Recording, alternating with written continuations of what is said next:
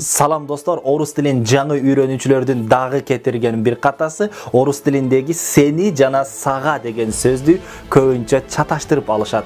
Мисал үчүн ты десек сен, тебя, сени, тебя, сени, тебе, сага, ал эми с тобой сени менен, а тебе сен жөнүндө болот. А тебе сен жөнүндө. Ты хороший человек, сен жакшы адамсың. Я уважаю тебя.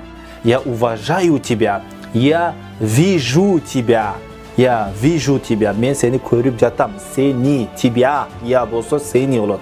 Ал эми я сказал тебе. Я доверяю тебе. Мен сага ишенип жатам. Тебе болсо сага. Ал эми я пришел с тобой. Мен сени менен келдим. Я пришел с тобой. Я не думаю плохо о тебе. Мен сен жөнүндө жаман ойлобойм, а тебе сен жөнүндө болот. Төмөнкү сүйлөмдөрдү сөзсүз орус тилине которуп комментарийге калтырыңыздар.